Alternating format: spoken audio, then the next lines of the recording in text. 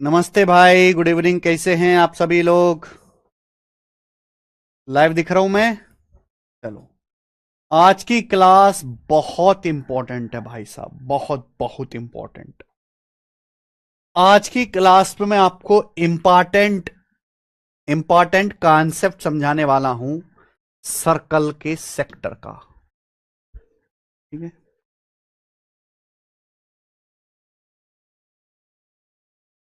चलो शुरू करते हैं मेरे भाई आज की कहानी। सब लोग अपनी कॉपी में लिख लेंगे sector of a circle. Sector of a circle. Sector of a circle Hindi में हम लोग इसको कहते हैं त्रिज्यक खंड। क्या आप लोगों को सेक्टर पता है मेरे भाई? क्या आप लोगों को यह पता है कि सेक्टर क्या होता है? हिंदी में इसका नाम है बच्चे त्रिज्यक खंड।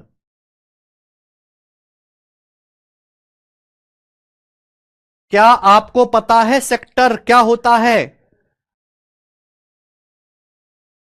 पहले देखिए, सेक्टर ऑफ सर्कल से बहुत कम सवाल आते थे, लेकिन अभी के टाइम पे हर दूसरी तीसरी शिफ्ट में आप सीजीएल का पेपर दो, सीएचएसएल का पेपर दो, सीपीओ का पेपर दो, हर तीसरी शिफ्ट में सेक्टर ऑफ सर्कल से जो है सवाल बनेंगे।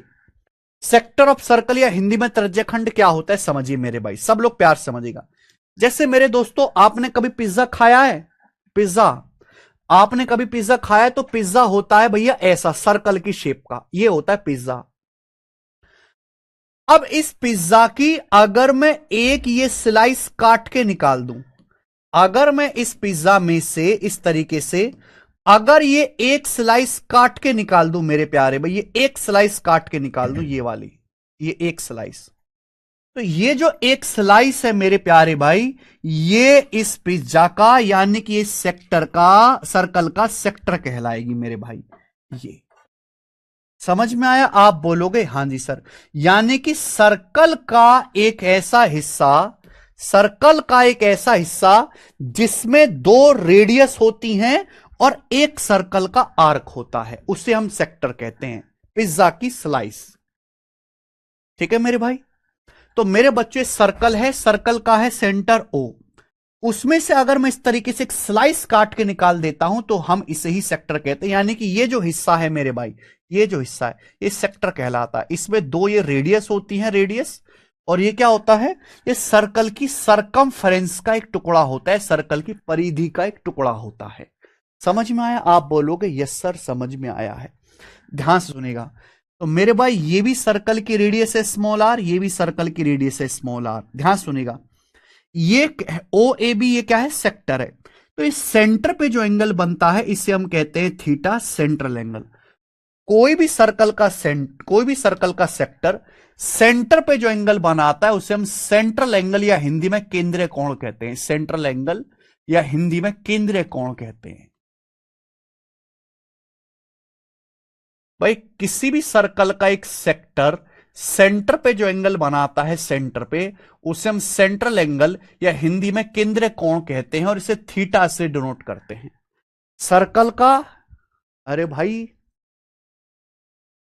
सर्कल का सेक्टर सेंटर पे, वृत्त के केंद्र पे जो कोण बनाता है उसे हम सेंट्रल एंगल या हिंदी में केंद्रीय कोण कहते हैं, इसे थीटा से डिनोट करते हैं। दूसरी बात मेरे भाई, यानी कि मेरे प्यारे बच्चों, सेक्टर में दो तो आपकी रेडियस होंगी, और ये क्या है? ये सर्कल की सरकमफेरेंस का एक टुकड़ा है, सर्कल की सरकमफेरेंस का एक टुकड़ा है। इसे हम कहते हैं मेरे प्यारे भाई आर्क। इसकी लेंथ को हम कहते हैं मेरे दोस्तों आर्क। क्या कहते हैं बच्चे? Arc, A R C, arc.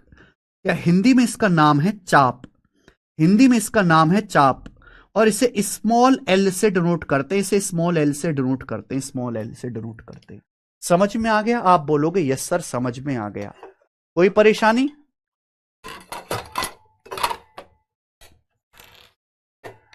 कोई परेशानी मेरे किसी बच्चे को? तो हमारे प्यारे बच्चे भाई, ये सर्कल है। तो जैसे आप पिज्जा देखा होगा आपने, फिल्मों में तो देखा ही होगा, खाया भी होगा मेरे भाई, आप मेरी तरह गरीब थोड़ा ना हो। तो उस पिज्जा की ऐसे जो एक स्लाइस है, सेक्टर या हिंदी में त्रिज्यखंड कहा जाता है, जो बेसिकली दो रेडियस और एक आर्क से मिलके बनता है, एक चाप से मिलके बनता है। ये सेक्टर सर्कल के सेंटर पे जो कोण बनाता है, सेंटर पे हम उसे क्या बोलते हैं, केंद्रीय कोण थीटा कहते हैं मेरे प्यारे भाई। और ये जो है ए से बी तक की जो लेंथ है, ये आर्क या चाप की लंबाई कहलाती है। समझ में आया? अब ध्यान से सुनिएगा प्यारे बच्चे, सब लोग ध्यान से। आर्क मतलब ये वाली लंबाई, ये यहां से यहां तक की लंबाई, ए से बी तक की लंबाई, ए से बी तक की लंबाई को हम लोग क्या कहते हैं, आर्क कहते हैं, चाप कहते हैं, चाप। जैसे मेरे भाई ये सर्कल की परिधि है, तो परिधि का ये जो टुकड़ा है, ये क्या है, एक चाप है, एक आर्क है। ठीक है जी, आप बोलोगे यस सर बिल्कुल सही। ध्यान समझिएगा सब लोग, ध्यान से। आपको पता है कि अगर मैं आपके सामने कोई सर्कल बनाता हूं, तो एक कंप्लीट जो राउंड होता है, अगर आप एक चक्कर लगा के कंप्लीट एक राउंड करते हो, तो 360 डिग्री का बनता है। कितने डिग्री का एंगल होता है? 360 डिग्री का। भाई सर्कल की जो सरकमफ्रेंस है, सेंटर पे कितना एंगल बनाती है? सर्कल की सरकमफ्रेंस सेंटर पे कितना एंगल बनाता है? अगर कंप्लीट एक राउंड आप कंप्लीट करोगे तो 360 डिग्री का कोण होगा, 360 डिग्री का। 4 बराबर हिस्से कर देंगे तो 90 90 90 90 डिग्री हो जाएंगे, 90 90 90 90 डिग्री। तो एक जो सर्कुलर राउंड एंगल होता है, कंप्लीट एक सर्कुलर राउंड एंगल 360 डिग्री का होता है। यानी कि सर्कल के सेंटर पे जो कंप्लीट राउंड एंगल बनता है वो 360 डिग्री का होता है मेरे भाई, 360 डिग्री का। यानी कि पूरे सर्कल की सरकमफ्रेंस सेंटर पे जो कोण बनाएगी वो 360 डिग्री का होगा, 360 डिग्री का। लेकिन मैंने सर्कल का ये थोड़ा सा हिस्सा लिया जिसे हम सेक्टर कहते हैं, ये सेंटर पे थीटा कोण बनाता है। तो मुझे बताओ थीटा बटे 360 डिग्री का क्या मतलब है? थीटा बटे 360 डिग्री का मतलब यह है कि जो हमारा सेक्टर है, ये जो हमारा सेक्टर है, इस सर्कल का कितना हिस्सा है, सेक्टर सर्कल का कितना पार्ट है। थीटा बटे 360 डिग्री बहुत इंपॉर्टेंट चीज है, थीटा बटे 360 डिग्री बहुत इंपॉर्टेंट चीज है मेरे भाई। ध्यान से मेरी बात को सुनेगा सभी लोग, ध्यान से मेरी बात को सुनेगा। सपोज बच्चों मैंने आपके सामने एक सर्कल बनाया, सर्कल मैंने आपके सामने सर्कल बनाया, मैं इसके 4 बराबर टुकड़े कर देता हूं, मैं इस सर्कल के 4 बराबर टुकड़े कर देता हूं, मैंने 4 बराबर टुकड़े कर दिए। तो ये जो एंगल होगा मेरे भाई, ये कितने डिग्री का होगा? सेंटर पे 90 डिग्री का कोण होगा, 90 डिग्री का। तो बेसिकली ये क्या बन गया बच्चों? ये एक सेक्टर बन गया, ये एक सेक्टर बन गया, सेक्टर। तो मुझे बताओ ये जो सेक्टर बना है, ये सेक्टर ही तो हो गया। ये पूरे सर्कल का कितना हिस्सा है? ये पूरे सर्कल का कितना हिस्सा, ये जो सेक्टर बना है, ये पूरे सर्कल का कितना हिस्सा है? भाई पूरा सर्कल बनाता है सेंटर पे 360 डिग्री, ये सेक्टर बना रहा है 90 डिग्री, 90 डिग्री बना रहा है। तो ये पूरे सर्कल का 90 बटे 360 एक चौथा हिस्सा है कि नहीं? ये जो सेक्टर है ये पूरे सर्कल का 1/4 हिस्सा है कि नहीं? एक चौथाई। ऐसे ही मेरे भाई, ऐसे ही ध्यान सुनेगा भाई, ये सर्कल है, मैंने इसके 2 बराबर टुकड़े कर दिए, 2 बराबर टुकड़े, 2 बराबर टुकड़े। तो ये भी एक तरह का सेक्टर ही हो गया, ये भी एक सेक्टर ही हो गया मेरे भाई, ये भी एक सेक्टर ही हो गया। जो सेंटर पे कितना कोण बना रहा है? 180 डिग्री का कोण बना रहा है सेंटर पे, 180 डिग्री का। तो मेरे भाई ये जो सेक्टर है ये पूरे सर्कल का कितना हिस्सा है? ये जो सेक्टर है सेमी सर्कल हो गया, कितना हिस्सा है? पूरा कोण बनता है 360 डिग्री, ये बना रहा है आधा, ये पूरे सेक्टर का, पूरे सर्कल का आधा हिस्सा है, पूरे सर्कल का आधा हिस्सा। अगर मैं आपके सामने मेरे प्यारे भाई एक ऐसा सेक्टर बनाता हूं, अगर मैं आपके सामने एक ऐसा सेक्टर बनाता हूं जो सेंटर पे 60 डिग्री का कोण बनाता है, 60 डिग्री का, 60 डिग्री का, तो मुझे बताओ ये जो सेक्टर है, ये जो सेक्टर है, ये पूरे सर्कल का कितना हिस्सा होगा? ये पूरे सर्कल का कितना हिस्सा होगा? ऐसे कितने सेक्टर बन जाएंगे? पूरा एक राउंड होता है 360 डिग्री का, पूरा एक राउंड। अगर मैं एक राउंड ऐसे कंप्लीट करता यहां से यहां तक तो 360 डिग्री का होता, लेकिन यह है केवल 60 डिग्री का कोण। यानी कि यह सेक्टर पूरे सर्कल का 1/6 हिस्सा है। यानी कि ऐसे ऐसे सर्कल में 6 सेक्टर बन जाएंगे। ऐसे ऐसे अगर मैं बनाऊंगा ना, ऐसे ऐसे 60-60 डिग्री के, 60-60 डिग्री के, तो 6 सेक्टर बन जाएंगे, 6 सेक्टर मेरे दोस्तों बन जाएंगे, 6 सेक्टर। समझ में आया? तो थीटा बटे 360 डिग्री हमें यह बताता है कि भाई थीटा बटे 360 डिग्री ये बताता है कि जो हमारा सेक्टर है वो पूरे सर्कल का कितना हिस्सा है। अब मैं आपके सामने एक ऐसा सेक्टर बनाता हूं जो मान लीजिए सेंटर पे ये कोण बनाता है, मान लीजिए सेंटर पे 105 डिग्री का कोण बनाता है। तो ये जो हमारा सेक्टर है मेरे भाई, ये जो हमारा सेक्टर है ये पूरे सर्कल का कितना हिस्सा है? तो ये पूरे सर्कल का 105 बटे 360 डिग्री किससे कट गया? 15 से कट गया। 7 से 15 से जाएगा मेरे दोस्तों 24 बार, यानी कि ये सेक्टर पूरे सर्कल का 7 बटे 24 हिस्सा है। ये सेक्टर पूरे सर्कल का, ये सेक्टर पूरे सर्कल का 7 बटे 24 हिस्सा है। बात समझ में आ गई? तो थीटा बटे 360 डिग्री आपको यह बताता है कि जो हमारा सेक्टर है वो पूरे सर्कल का कितना हिस्सा है। समझ में आया? आप बोलोगे यस सर, एकदम अच्छी तरीके से समझ में आया। तो बताओ बच्चों, अगर मुझे इस सेक्टर का एरिया निकालना है, सेक्टर का एरिया, तो मैं कैसे निकालूंगा? अगर मुझे सेक्टर का एरिया निकालना है तो इस सेक्टर का एरिया कैसे निकाला जाएगा? यानी कि येलो येलो जो पोर्शन है कैसे निकाला जाएगा आप बताओ भाई। ये सेक्टर जिस सर्कल से बना है, अगर सर्कल की रेडियस आर है, अगर सर्कल की रेडियस आर है तो पूरे सर्कल का एरिया होगा पाई आर स्क्वायर। पूरे सर्कल का एरिया होता है बच्चे पाई आर स्क्वायर। अगर पूरा सर्कल होता तो पाई आर स्क्वायर होता। मैंने पूरे सर्कल में से एक हिस्सा ही काट के निकाल लिया, ये वाला हिस्सा। अब इस सेक्टर का एरिया क्या होगा? इस सेक्टर का एरिया, तो भाई अगर ये सेक्टर सेंटर पे थीटा कोण बना रहा है, अगर ये सेक्टर सेंटर पे थीटा का कोण बना रहा है, थीटा डिग्री का कोण बना रहा है, तो यानी कि मेरे प्यारे भाई ये जो सेक्टर है पूरे सर्कल का थीटा बटे 360 डिग्री हिस्सा है। तो आप पाई आर स्क्वायर को मल्टीप्लाई कर देंगे, आप पाई आर स्क्वायर को गुणा कर देंगे थीटा बटे 360 डिग्री से, गुणा कर देंगे थीटा बटे 360 डिग्री से। भाई सर्कल सेक्टर का जितना बच्चा है उससे गुणा हो जाएगी। अगर सेक्टर सर्कल का 1/6 है तो 1/6 से गुणा, अगर सेक्टर सर्कल का 2/5 है तो 2/5 से गुणा कर देंगे। तो सेक्टर का जो एरिया होगा मेरे भाई वो क्या होगा? फॉर्मूला पाई आर स्क्वायर गुणा थीटा बटे 360 डिग्री। मैंने रटवाया नहीं है, आपको लॉजिकली समझाने की कोशिश करिए कि ये फॉर्मूला आया कहां से। समझ में आ गया स्टूडेंट? किसी को कोई डाउट?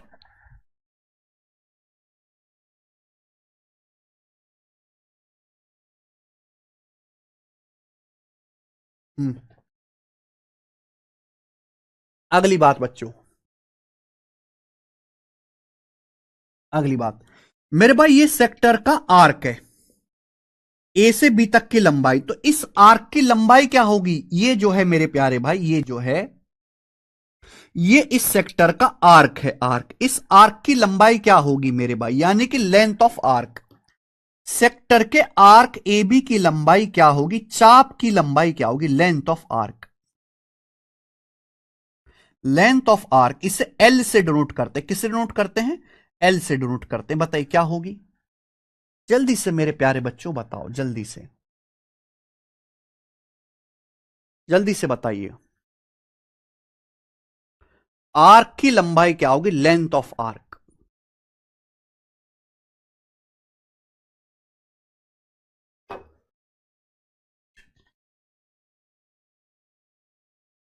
खुद से आप सोच सकते हो, मेरे बिना बताए आप सोच लोगे, मेरे बिना बताए।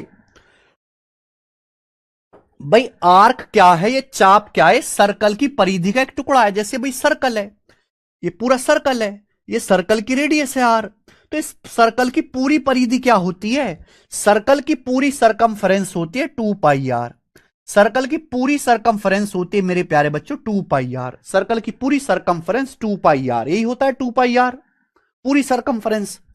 लेकिन हमारा ये जो सेक्टर है, हमारे जो सेक्टर है पूरे सर्कल का थीटा बटे 300, अगर ये सेक्टर सेंटर में थीटा डिग्री का कोण बना रहा है, थीटा डिग्री का, तो यानी कि ये सेक्टर पूरे सर्कल का थीटा बटे 360 डिग्री है। तो इसका मतलब आर्क की जो लंबाई होगी वो 2πr का थीटा बटे 360 डिग्री से गुणा करेंगे। 2πr into theta by 360 degree, 2πr into theta by 360 degree. ये आर्क की लंबाई होगी मेरे भाई, ये आर्क की लंबाई होगी। समझ में आ गया?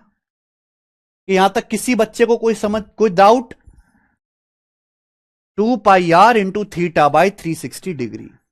किसी भी स्टूडेंट को यहां तक कोई डाउट है तो मुझसे पूछ ले। थीटा बटे 360 डिग्री हमें यह बताता है कि ये जो सेक्टर है पूरे सर्कल का कितना हिस्सा है। अब यहां अगर ये सेक्टर सेंटर पे थीटा डिग्री का कोण बनाता है तो इस सेक्टर सर्कल का थीटा बटे 360 है। एरिया निकालना है तो पूरे सर्कल के एरिया में थीटा बटे 360 से गुणा कर दो। आर्क की लंबाई निकालने तो पूरे सर्कल की सरकमफ्रेंस में 2 πr में थीटा बटे 360 से गुणा कर दो। आगे चलते हैं। दूसरी स्लाइड में लिख दूं? दूसरी स्लाइड में बच्चों, दूसरी स्लाइड में लिख देते हैं। मेरे भाई मैंने अभी अभी आपको समझाया कि किसी भी सेक्टर का जो एरिया होता है, किसी भी त्रिज्य खंड का जो क्षेत्रफल होता है, बच्चों बताओ उसका क्या फॉर्मूला है? अगर सेक्टर या सर्कल की रेडियस आर है, पाई आर स्क्वायर गुणा theta by 360 degree. Pi r square गुणा थीटा बाई 360 डिग्री। बोलो बात को समझे? आप बोलोगे यस सर बिल्कुल सही। क्लियर है बच्चे? क्या बच्चों मैं इस बात को ऐसे लिख सकता हूं? मुझे बताना, मुझे टोकना अगर मैं गलत कर रहा हूं तो। पाई आर स्क्वायर को ऐसे लिख लेते हैं मेरे भाई, पाई आर गुणा थीटा बटे 360 डिग्री गुणा आर। बताओ अगर मैंने गलत लिखा हो तो मुझे टोकना आप। अगर मैंने गलत लिखा हो तो मुझे टोकना।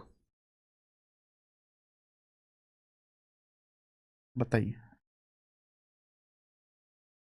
सही लिखा है भाई। आर स्क्वायर को मैंने क्या लिख दिया? आर गुणा आर लिख दिया। पाई ये रहा, पाई ये रहा, थीटा बटे 360 ये रहा, ये रहा। ये आर स्क्वायर है, मैंने आर स्क्वायर को आर गुणा आर लिख लिया। आर गुणा आर अलग अलग करके लिख लिया। ऐसे लिख सकते हैं ना, आर स्क्वायर का मतलब आर गुणा आर। सही है, कोई गलत बात तो नहीं की हमने? आप बोलोगे नहीं सर कोई बदतमीजी नहीं की। बच्चों अगर मैं यहां 2 से गुणा और 2 से भाग कर दूं, अब आप बताना मैंने कुछ गलती की हो तो टोकना मुझे। 2 से गुणा 2 से भाग कर दूं, कोई गलती की नहीं? सर आपने कोई गलती नहीं की है। 2 से गुणा 2 से भाग कर दिया। बच्चों देखते रहना। बताइए क्या बन गया? बताओ बच्चों ये क्या बन गया? जल्दी से बताओ ये क्या बन गया? मुझे बताइए स्टूडेंट ये क्या बन गया? जल्दी से बताओ ये क्या बन गया? जल्दी से बताओ ये क्या बन गया?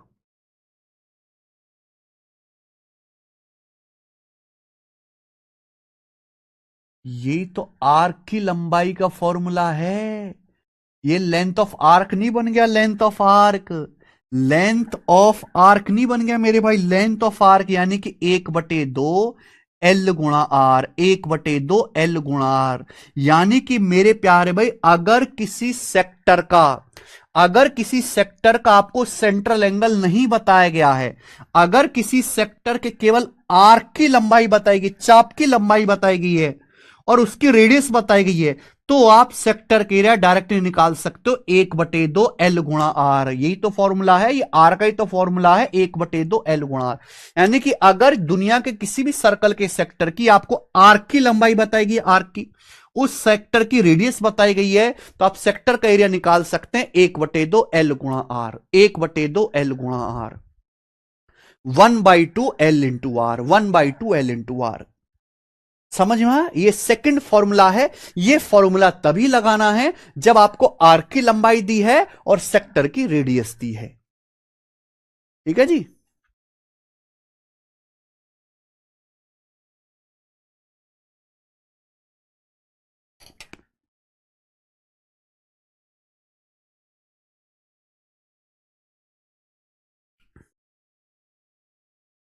समझ में आया बच्चों? मुझे लगता है मेरे सारे भाइयों को यह बात बहुत बहुत अच्छी तरीके से समझ में आई होगी। आगे क्लियर है भाई? दूसरी स्लाइड में मैंने लिख दिया है। हालांकि ये सब क्लास 9वीं, ये सब कॉन्सेप्ट 9th क्लास की मेंसुरेशन में है, आज भी है। आज भी सीबीएसई बोर्ड के सिलेबस में, यूपी बोर्ड के सिलेबस में 9th क्लास में है। लेकिन यार टीचर बताते नहीं है इतने अच्छे से। अगर स्कूल में ही बच्चों को इस तरीके से पढ़ा दिया जाए जैसे हम पढ़ाते हैं कंपटीशन की तैयारी में, तो बहुत काम आसान हो जाए।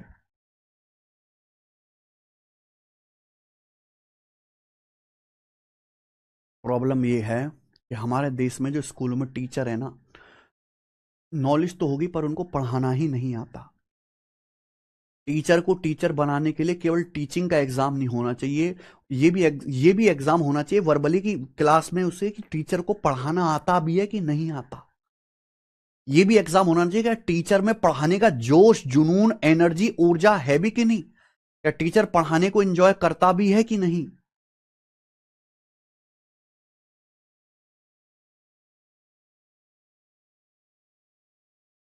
समझ में आया? आप बोलोगे हाँ जी सर। आगे चलते हैं। वन लास्ट कंसेप्ट, अगर भाई आपको सेक्टर का पेरीमीटर निकालना है तो सेक्टर का पेरीमीटर क्या होगा? Perimeter of sector, perimeter of sector, perimeter of sector बताओ क्या होगा बच्चे?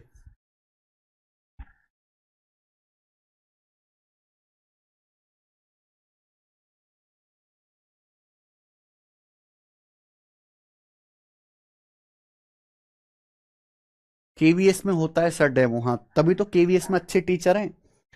पेरीमीटर ऑफ सेक्टर, देखो आप पता है किसी भी फिगर का पेरीमीटर होता है चार ओर की बाउंड्री, चारों ओर की बाउंड्री को ऐड कर लीजिए मेरे भाई। तो आप ये देखो, ये आपके सामने सेक्टर है तो इसका पेरीमीटर क्या होगा? जैसे आप यहां से चलना शुरू करते हैं, ये यानी कि ये वाली रेडियस प्लस मेरे प्यारे भाई ये आर्क, आर्क की लंबाई, ठीक है भाई, और प्लस ये वाली रेडियस, प्लस ये वाली रेडियस, यानी कि पेरीमीटर क्या होगा?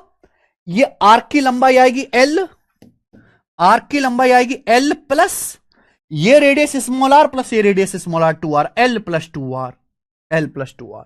तो सेक्टर का जो पेरीमीटर होता है वो एल प्लस 2r होता है।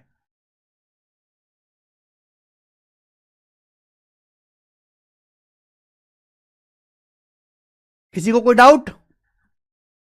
और ध्यान रखिएगा जितने भी फॉर्मूले मैंने आपको बताए यहां सब जो थीटा वो डिग्री में है, थीटा की जो वैल्यू है डिग्रीज में है, जितने भी मैंने आपको फॉर्मूला बताए डिग्री में है, डिग्री में जितने भी आपको फॉर्मूला बताए हैं। L plus 2r Ramniwas Verma, r square नहीं बेटा, एल प्लस 2r जोड़ना है, आर प्लस आर 2r होता है ना कि आर स्क्वायर। बताइए समझ में आ गया बच्चों? देखो मैंने आपको हर एक बात कितने प्यार से समझे, ऐसे समझाई कि अगर आप रिवीजन ना भी करो तो आपको कॉन्सेप्चुअली याद रहेगा। लेकिन मुझे समझाने में लग गया बेटे 20 मिनट, 20 मिनट लग गया मुझे बात समझाने में।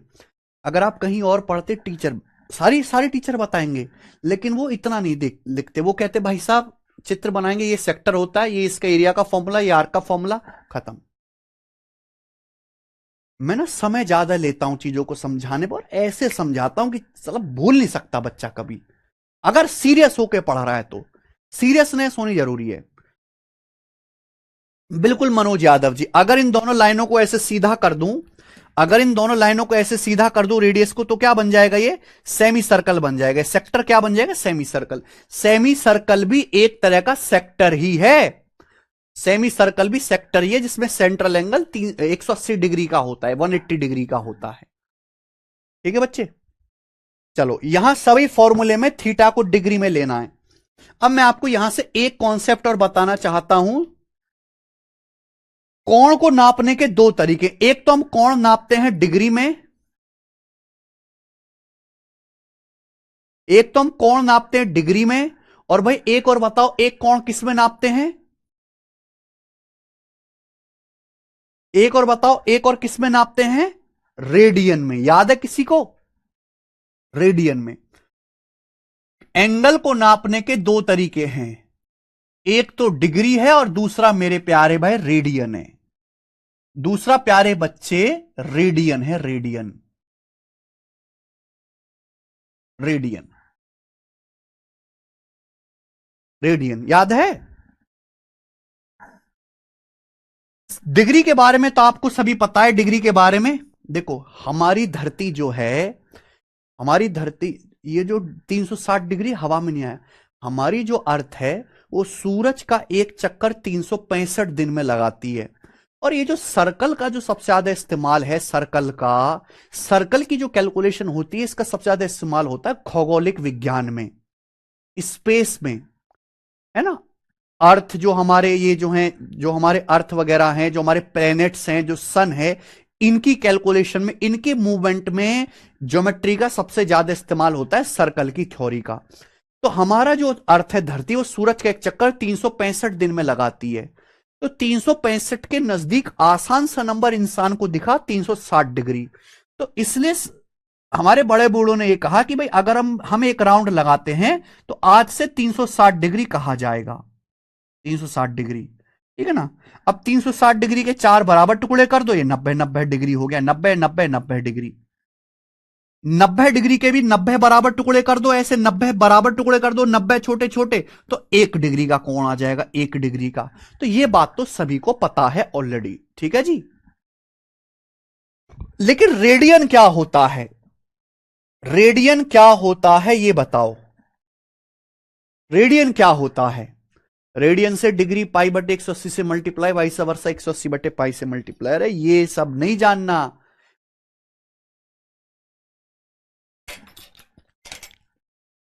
सीएचएसएल 2021 के पेपर का सवाल है, सीएचएसएल का, रेडियन की परिभाषा पूछी थी, रेडियन की परिभाषा बताओ।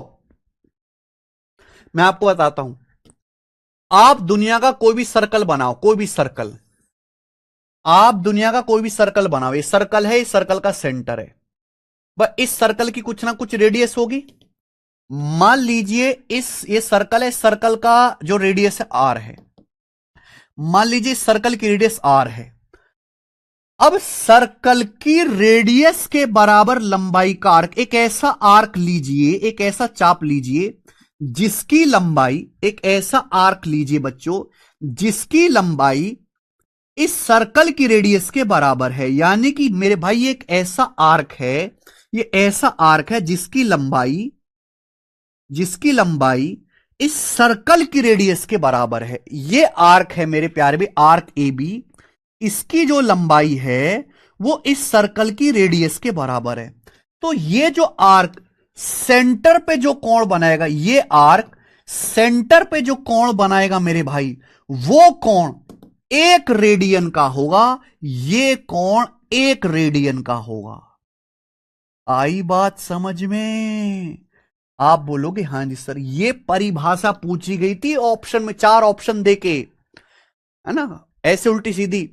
1 रेडियन मतलब रेडियस के आर्क के बराबर लंबाई का, रेडियस के बराबर लंबाई आर्क से सेंटर पे बना कोण, रेडियस की दुगनी लंबाई के आर्क से सेंटर पे बना कोण। इस तरीके से 4 ऑप्शन सेट कर दिए थे। तो मेरे प्यारे बच्चों,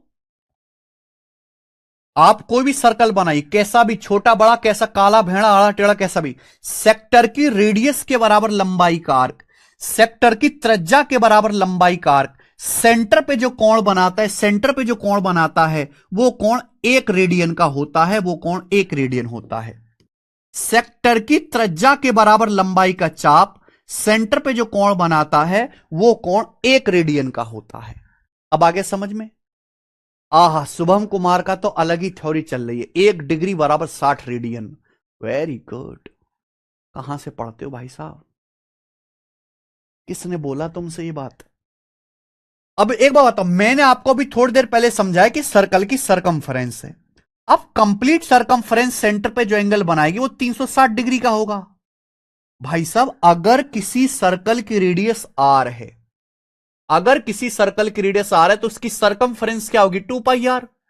सरकमफ्रेंस क्या होगी? 2 पाई आर। तो एक कंप्लीट सरकमफ्रेंस सेंटर पे जो एंगल बनाएगी वो 360 डिग्री का होगा। 360 डिग्री का बोलते चलिएगा, 360 डिग्री का। सर्कल की कंप्लीट सरकमफ्रेंस, सर्कल की परिधि सेंटर पे जो एंगल बनाएगी एक राउंड, वो 360 डिग्री का होगा। तो भाई सर्कल की रेडियस के बराबर लंबाई का आर्क, सर्कल की रेडियस के बराबर लंबाई का आर्क सेंटर पे कितना कोण बनाएगा? सर्कल की त्रिज्या के बराबर लंबाई का आर्क सेंटर पे कितना कोण बनाएगा? 2 पाई उधर जाएगा, 2 पाई चला जाएगा बच्चे बटे में, 2 पाई बटे में चला जाएगा। तो रेडियस के बराबर लंबाई का आर्क सर्कल की त्रिज्या के बराबर लंबाई का आर्क सेंटर पे कितना कोण बनाएगा? 2 पाई, 2 पाई को उधर ले जाओ बटे में। अब ये 2 से कट जाएगा, 2 से 360 कट जाएगा 180 बार, यानी कि 180 डिग्री बटे पाई, 180 डिग्री बटे पाई, 180 डिग्री बटे पाई। आप बोलोगे यस सर बिल्कुल सही, कोई प्रॉब्लम नहीं है, कोई प्रॉब्लम नहीं है। ठीक है, यानी कि यही 1 रेडियन के बराबर है, यही 1 रेडियन के बराबर है। तो इसका मतलब मेरे प्यारे भाई 1 रेडियन जो होता है, 1 रेडियन जो होता है मेरे प्यारे भाई, वो होता है 180 डिग्री बटे पाई के, 180 डिग्री बटे पाई।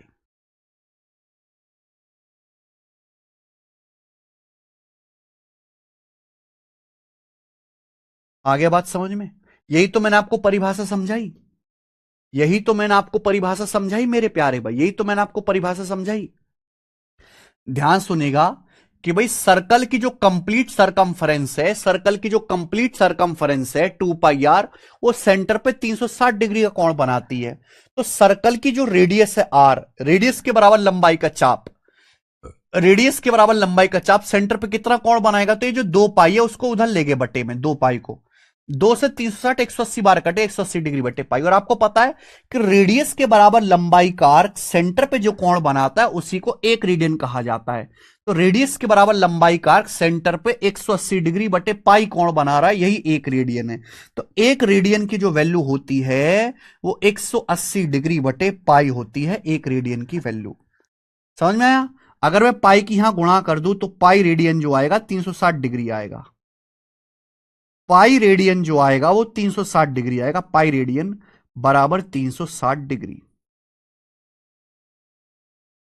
पाई रेडियन जो होगा वो 360 डिग्री होगा।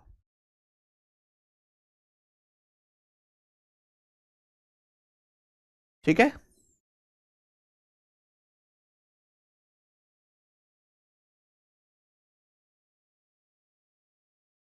ठीक है बच्चों, sorry pi radian 180 degree, sorry sorry sorry, pi radian जो आएगा 180 डिग्री आएगा, सॉरी सॉरी क्या लिख दिया मैंने, पाई के यहां क्रॉस मल्टीप्लाई कर देंगे ना, पाई एकम पाई, क्रॉस मल्टीप्लाई कर दो, पाई एकम पाई, पाई रेडियन बराबर 180 डिग्री। तो पाई रेडियन जो होता है वो 180 डिग्री के बराबर होता है, पाई रेडियन जो होता है वो 180 डिग्री के बराबर होता है, पाई रेडियन। पाई रेडियन की जो वैल्यू होती है वो 180 डिग्री के बराबर होती है। ठीक है ना? अब पहले हम एक बात समझ लेते हैं, पाई रेडियन बराबर 180 डिग्री। क्लियर? किसी बच्चे को यहां तक कोई डाउट है? किसी भी बालक को यहां तक कोई डाउट है? पाई रेडियन बराबर 180 डिग्री। अगर आपको रेडियन को डिग्री में बदलना है, जैसे आपके सामने लिखा है भाई साहब 3 पाई बटे 5 रेडियन, 3 पाई बटे 5 रेडियन, ये लिखा है, इसको डिग्री में बदलना है। क्या बदलना है मेरे भाई? इसको डिग्री में बदलना है। तो इसको डिग्री में कैसे बदलेंगे, कैसे बदलेंगे मेरे भाई? मैंने अभी पढ़ाया कि भाई यहां 1 रेडियन बराबर 180 डिग्री बटे पाई, पाई की यहां गुणा कर दो, पाई एकम पाई रेडियन 180 डिग्री होता है। तो अगर आपको रेडियन को डिग्री में बदलना है तो सबसे आसान है, जैसे 3 पाई बटे 5 रेडियन है, आपको पता है पाई रेडियन का मतलब, पाई रेडियन का मतलब 180 डिग्री, पाई की जगह 180 रख दीजिए, 180, 5 से 180 जाएगा मेरे भाई 36 बार, 36 दिया 108, 108 डिग्री आ गया। तो 3 पाई बटे 5 रेडियन बराबर 108 डिग्री। ठीक है भाई, आप बोलोगे हाँ सर। आपके सामने आएगा 2 पाई बटे 9 रेडियन, ये आ गया बच्चे।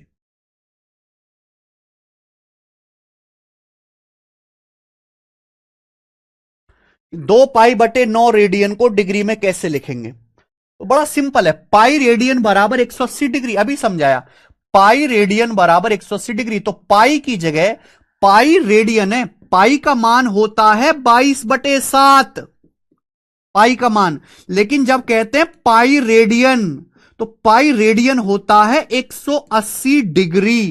फर्क है इसमें और इसमें, फर्क है। पाई का मान 22/7, पाई रेडियन का मान 180 डिग्री। तो अगर आपको 2 पाई बटे 9 रेडियन को 180 डिग्री बदलना है तो पाई रेडियन की जगह, पाई की जगह आप 180 डिग्री रख दीजिए। 9 से 180 20 बार जाएगा, 20 दूनी 40 डिग्री। तो ये हो गया मेरे भाई। क्लियर है? आप बोलोगे यस सर एकदम क्लियर है। आगे अगली बात, अगर आपको डिग्री को रेडियन में बदलना है तो कैसे बदलेंगे डिग्री को रेडियन में? सपोज आपके सामने आएगा 90 डिग्री, 90 डिग्री को रेडियन में कैसे बदलेंगे? 90 डिग्री को रेडियन में कैसे बदलेंगे? अभी मैंने समझाया पाई रेडियन बराबर 180 डिग्री, तो ऐसे भी लिख सकते हैं 180 डिग्री बराबर पाई रेडियन, 180 डिग्री बराबर पाई रेडियन लिख सकते हैं। तो 1 डिग्री बराबर क्या आ जाएगा? पाई बटे 180 रेडियन। 1 डिग्री की वैल्यू आ जाएगी पाई बटे 180 रेडियन।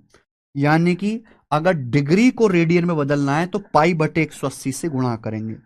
डिग्री को अगर रेडियन में बदलना है, डिग्री को रेडियन में बदलना है तो पाई बटे 180 से गुणा करेंगे। 180 डिग्री बराबर पाई रेडियन, 1 डिग्री का आएगा 180 उधर चला जाएगा, पाई बटे 180 रेडियन। तो डिग्री को अगर रेडियन में बदलना है तो पाई बटे 180 से गुणा करेंगे। तो 90 डिग्री है, 90 डिग्री को रेडियन में बदलना है तो पाई बटे 180 से गुणा करेंगे। 90 से 180 दो बार कट जाएगा, पाई बटे 2 रेडियन, पाई बटे 2 रेडियन। ये आ गया बच्चे, समझ में आया? आप बोलोगे यस सर एकदम समझ में आया, कोई भी परेशानी नहीं है। अगर आपके सामने ये आ जाता है 144 डिग्री, 144 डिग्री, 144 डिग्री को रेडियन में कैसे लिखेंगे? डिग्री को रेडियन में बदलना है तो पाई बटे 180 से गुणा, 144 गुणा पाई बटे 180 से गुणा, इससे चला जाएगा 36 से, 36 चौका 144, 36 पंजे 180, 4/5 पाई रेडियन। या तो आप पूरा रेडियन लिखो, और रेडियन का मेरे भाई ये साइन होता है, अगर आप ऐसे लगा दोगे तो रेडियन का, जैसे ये डिग्री का साइन है ऐसे ही ऐसे आधा चंदा बिंदु बनाओ, ये रेडियन का साइन है। 4π/5 radian, 4π/5 radian, 4π/5 radian, 4π/5 radian. Clear है? आप बोलोगे यस सर बिल्कुल सही, कोई प्रॉब्लम नहीं है। ठीक है, बोलो लास्ट बताओ, मुझे बताओ 225 डिग्री की रेडियन में वैल्यू क्या होगी? 225 डिग्री क्या होगा रेडियन में, बताइए 225 डिग्री।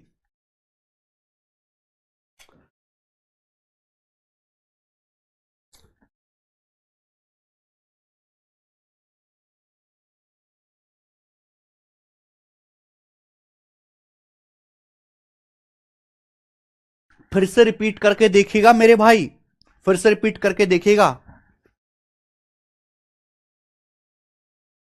डिग्री को रेडियन में, रेडियन को डिग्री में कैसे बदलते हैं?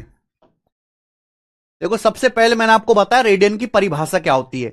सर्कल की रेडियस के बराबर लंबाई का आर्क सेंटर पे जो कोण बनाता है उसे एक रेडियन कहते हैं। सर्कल की पूरी परिधि 2πr सेंटर पे 360 डिग्री बनाती है, तो रेडियस आर कितना एंगल बनाएगी? 2π उधर चला जाएगा, 180 डिग्री बटे पाई। तो रेडियस आर सेंटर पे इतने डिग्री का कोण बनाएगी, इससे ही एक रेडियन कहेंगे। एक रेडियन बराबर 180 डिग्री बटे पाई। पाई की यहां अगर गुणा कर दू तो पाई रेडियन बराबर 180 डिग्री हो गया। पाई रेडियन बराबर 180 डिग्री, या फिर 180 डिग्री बराबर पाई रेडियन, 180 को उधर ले जाएंगे, 1 डिग्री बराबर पाई बटे 180 रेडियन। तो अगर आपको डिग्री को रेडियन में बदलना है, डिग्री को रेडियन में, तो पाई बटे 180 से गुणा करेंगे। अब 225 डिग्री है, 225 डिग्री को रेडियन में बदलना है, 225 डिग्री को, तो पाई बटे 180 से गुणा करेंगे। 15 से जाएगा, 15 क्या 45 से चलेगा, 45 पंजे 225, 45 चौका 180, 5π/4 रेडियन, 5π/4 रेडियन। कर लोगे? कर लोगे? अब डिग्री को रेडियन में, रेडियन को डिग्री में बदल लोगे?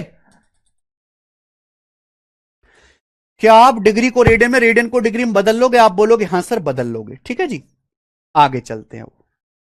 नेक्स्ट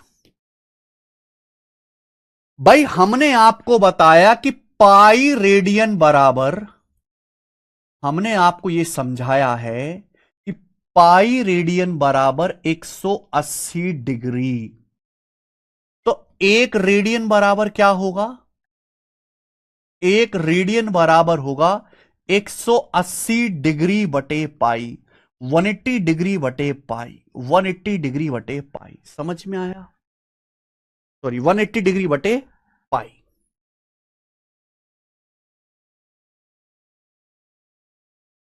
2018 19 20 3 साल लगातार पेपर में सवाल आया था कि रेडियन की डिग्री में एग्जैक्ट वैल्यू क्या होती है। ये रेडियन की वैल्यू है मेरे प्यारे में डिग्री में, लेकिन ये एग्जैक्ट वैल्यू नहीं है। एक रेडियन की डिग्री में एग्जैक्ट वैल्यू कितनी होती है अप्रोक्स। तो मेरे भाई एक रेडियन बराबर है 180 डिग्री बटे पाई, और पाई का मान होता है बच्चों 22/7। हर एक को पाई की वैल्यू याद है, पाई का मान होता है 22/7। तो पाई की जगह आप 22/7 रख देंगे। पाई का मान क्या होता है 22/7। 2 से काटेंगे 180 90 बार जाएगा, 2 से 22 काटेंगे 11 बार जाएगा, 7 ऊपर चला जाएगा। 90 9 7 63 630/11 डिग्री, 630/11 डिग्री। 2 से काट लेंगे मेरे भाई, 7 ऊपर जाएगा, 9 7 63 630/11। 630 को 11 से भाग देंगे तो कितनी बार भाग होगा? 11 पंजे 55, 55 के बाद बच जाएगा 80, 11 सत्ते 77, कितना बच जाएगा 3, 57 सही 3/11 डिग्री। 57 सही 3/11 डिग्री आ गया। यानी कि पेपर में कई बार सवाल आया है कि एक रेडियन कितने डिग्री के बराबर होता है। तो एक रेडियन जो होता है लगभग 57 डिग्री के बराबर होता है। 57 डिग्री के एक रेडियन लगभग 57 डिग्री के बराबर होता है एक रेडियन। भाई 630 को 11 से भाग दूंगा, कितनी बार भाग जाएगा? 11 पंजे 55, 80, 11 सत्ते 77, 3 बचेगा। 57 डिग्री प्लस 3/11 डिग्री आ जाएगा मेरे भाई, 57 प्लस 3/11। तो एक रेडियन जो होता है लगभग 57 डिग्री के बराबर होता है, लगभग 57। यानी कि मेरे प्यारे भाई ये जो कोण होगा लगभग 57 डिग्री का होता है, अप्रोक्स नहीं, एग्जैक्ट नहीं, लगभग। यानी कि